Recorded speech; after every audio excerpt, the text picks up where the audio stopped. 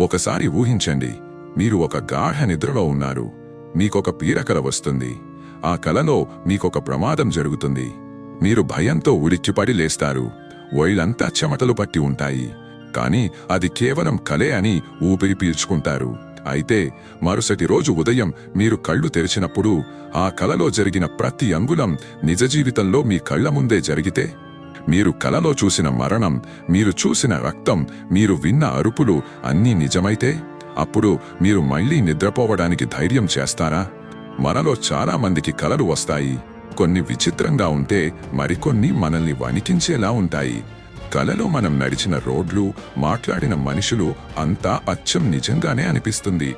నిద్ర లేచిన తరువాత కూడా మన మెదడు కొన్ని నిమిషాల పాటు అది కల అని నమ్మలేకపోతుంది. కానీ ఒక సాధారణ మనిషి జీవితంలో ఈ కలలు మరియు నిజ జీవితం మధ్య ఉన్న రేఖ పూర్తిగా చిరిగిపోతే ఎలా ఉంటుందో ఈరోజు మనం చూడబోతున్నాం. ఇది రాహుల్ అనే ఒక యువకుడి కథ. ఇది నిద్రపోతే నిజమయ్యే భయంకరమైన కలల ప్రయాణం. హైదరాబాదులోని ఒక చిన్న ఐటీ కంపెనీలో పనిచేసే రాహుల్ జీవితం చాలా సాధారణంగా ఉండేది. ఉదయం ఆఫీసు, సాయంత్రం స్నేహితులు, రాత్రి ఇంటికి వచ్చి ఫోన్ చూస్తూ నిద్రపోవడం, ఇదే అతని దినచర్య. అతని వయస్సు 20 ఏళ్లు. జీవితం ప్రశాంతంగా సాగిపోతోంది అనుకుంటున్న సమయంలో ఒక రాత్రి అతని ప్రపంచాన్ని తలకిందులు చేసింది. ఆ రోజు ఆఫీసు పని ఒత్తిడి వల్ల రాహుల్ చాలా అలసిపోయాడు. మంచం మీద పడగానే గాఢ నిద్రలోకి వెళ్ళిపోయాడు. ఆ నిద్రలో అతనికి ఒక కల వచ్చింది.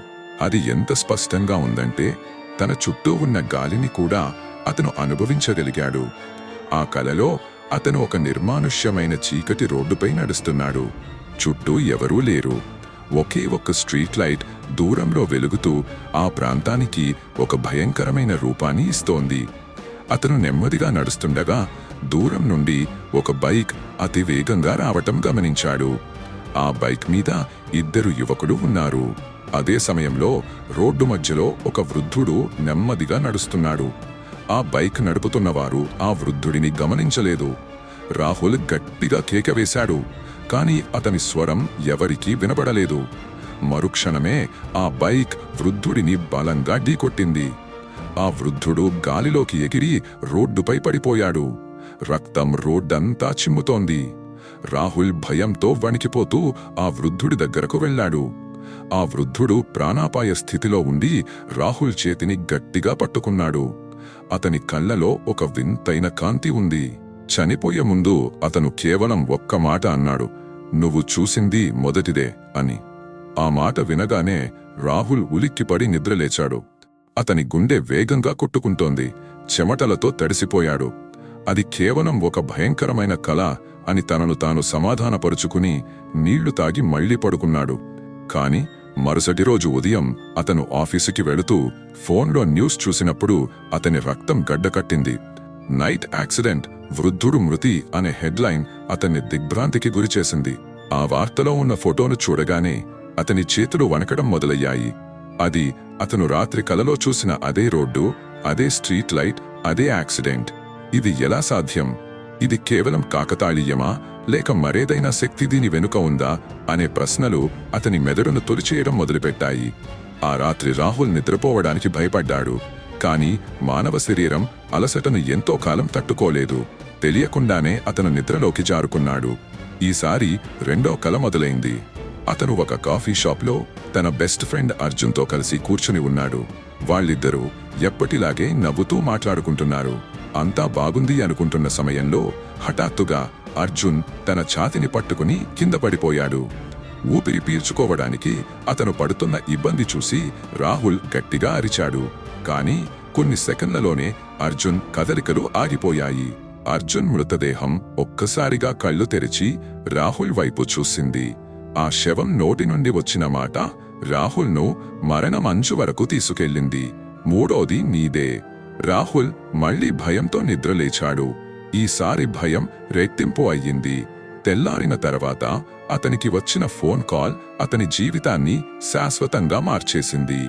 అర్జున్ రాత్రి హార్ట్ అటాక్తో చనిపోయాడని ఒక అపరిచిత వ్యక్తి ఫోన్ చేసి చెప్పాడు. తన కలలో చూసిన సంఘటనలు అక్షరాలా నిజమవుతున్నాయి. మొదటి కల ఒక హెచ్చరిక, రెండో కల ఒక ఆత్మీయుడి మరణం. మరి మూడో కలలో ఏం జరగబోతోంది? మూడోది నీదే అంటే అర్థమేమిటి? రాహుల్ ఇప్పుడొక బ్రతికున్న శవంలా మారిపోయాడు. తన కళ్ల ముందే తన స్నేహితుడు చనిపోవడం, అది కూడా తను కలలో చూసినట్టే జరగడం అతన్ని పిచ్చివాడిని చేసింది. తన నిద్ర ఇప్పుడొక మృత్యుపాసంలా మారింది. అతను నిద్రపోకూడదని నిర్ణయించుకున్నాడు. టీవీ చూస్తూ, కాఫీ తాగుతూ, ఫోన్ వాడుతూ రాత్రంతా గడపాలని ప్రయత్నించాడు. గడియారంలో ముళ్ళు తిరుగుతోంది. 1 గంట, 2 గంటలు, 3 గంటలు.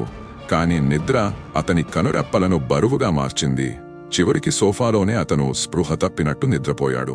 ఈసారి కల అతన్ని ఒక పాత, పాడుబడిన భవనంలోకి తీసుకువెళ్ళింది. గోడలు బీటలు వారి, కిటికీలు విరిగిపోయి చుట్టూ భయంకరమైన చీకటి ఆవరించి ఉంది. గాలి వేగంగా వీస్తూ ఒక రకమైన శబ్దాన్ని చేస్తోంది.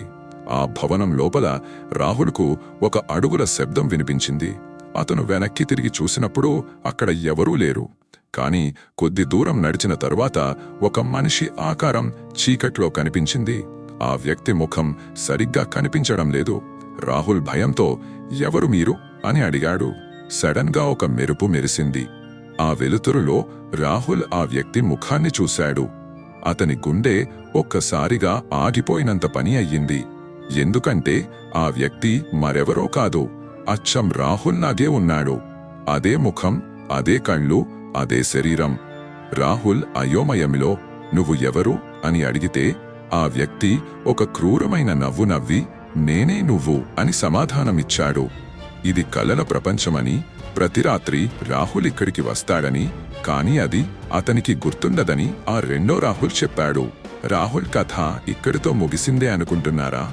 కాని ప్రతి రాత్రి మనం కళ్ళు మూసుకున్నప్పుడు మనం నిజంగా నిద్రపోతున్నామా? లేక మనలో దాగి ఉన్న ఇంకో ప్రపంచంలోకి అడుగు పెడుతున్నామా? రాహుల్ లాంటి వాళ్ళు మన చుట్టూ కూడా ఉండొచ్చు. బయట చూస్తే వాళ్ళు మనలాగే ఉంటారు, కాని లోపల వాళ్లతో ఇంకొకరుంటారు. ఈరోజు రాత్రి నువ్వు నిద్రపోతే నువ్వు కలలో చూసేది నిజం కాకపోతుందని నమ్మగలవా? లేదంటే మరుసటి రోజు ఉదయం నువ్వు లేవేది నువ్వేనా? మూడోది నీదే. ఇంకా ఇలాంటి భయంకరమైన నిజాలు, మిస్టరీ కథల కోసం మా ఛానల్ను సబ్స్క్రైబ్ చేయండి. ఎందుకంటే తరువాత కథ నీ గురించే ఉండొచ్చు.